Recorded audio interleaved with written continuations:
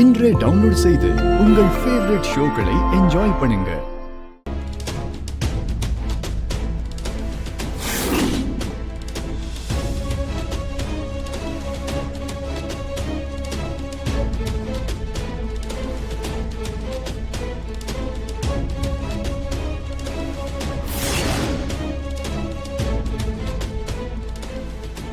ஏய், என்ன வேடிக்கை பார்த்துட்டு இருக்கீங்க? நமக்கு டைம் இல்ல. சீக்கிரம் மித்ராவை கோணி பையில போட்டு கட்டிடுங்க. சரிங்க.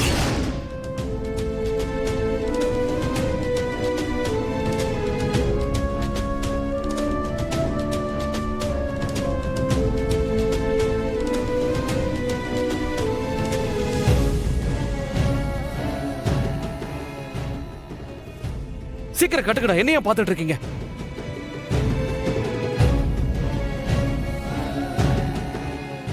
நான் வெளியே யாராவது வராங்களான்னு வெயிட் பண்ணுங்க. சரிண்ணா. நான் சொன்ன உடனே மூட்டையை டக்குன்னு தூக்கிட்டு போயிடுங்க. ரெடியாடுறா.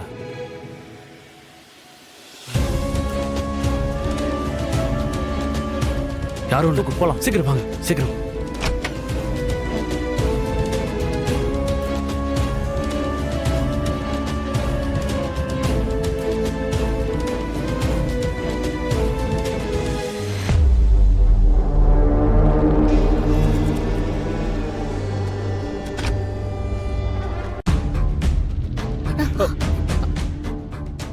என்ன பாரதி, என்ன ஆச்சு உங்களுக்கு? எதிரில் வர்றது கூட தெரியாம அப்படியே வந்து மோதுறீங்க. சாரி சார், நீங்க எதிரில் வந்ததை நான் பார்க்கல. It's okay Bharathi. ஆனா நீங்க ஏதோ பரபரப்பா இருக்கீங்க. நீங்க இப்படி இருக்கிறத பார்த்தா மித்ராக்கு எதிராக ஏதோ ஆதாரம் கிடைச்சிருச்சுன்னு நினைக்கிறேன். நான் சொல்றது கரெக்டு தானே? அது கிடைச்ச மாதிரி தான் சார்.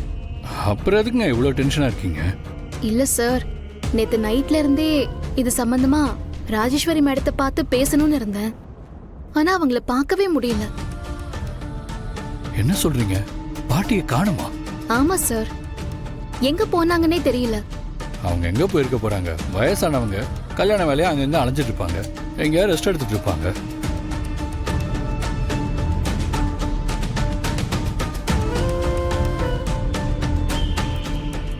இல்லைன்னா வேலையை எங்கேயாவது போயிருப்பாங்க, வந்துருவாங்க பாரதி.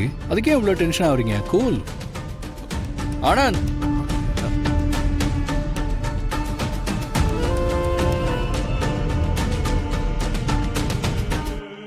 அண்ணா ஒரு நிமிஷம் இங்க வந்துட்டு போறியா? நானா? இதோ வரேண்ணே. டேய், பொறுமையா எடுத்துட்டு பின்னாடி வழியா போயிடுங்க. நான் சீக்கிரம் வந்துடுறேன். Okay sir. இந்த வரேண்ணே. சொல்லுங்கண்ணா. ஆனந்த், ராஜேஸ்வரி பாட்டியை நேற்று நைட்ல இருந்து காணும்னு பாரதி சொல்றாங்க. அவங்க எங்கன்னு கொஞ்சம் தேடி பார்க்க முடியுமா? குறிப்பா மித்ரா கிட்டையும் சுதாகர் கிட்டையும் போய் கேட்டுப்பாரு. கண்டிப்பா அவங்களுக்கு தெரிஞ்சிருக்கும். சரிண்ணா, நான் பாக்குறேன். சரி, சித்தி சித்தப்பா எங்க?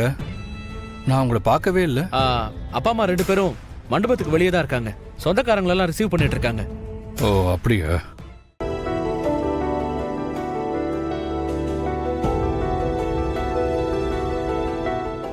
Wait wait. ஆனந்த், நீ கொஞ்சம் மித்ரா கிட்ட விசாரி. சரிண்ணா, நான் இப்பவே போறேன். ஓகே. பாரதி, நீங்க போய் என்னன்னு பாருங்க. சரி. சரியா?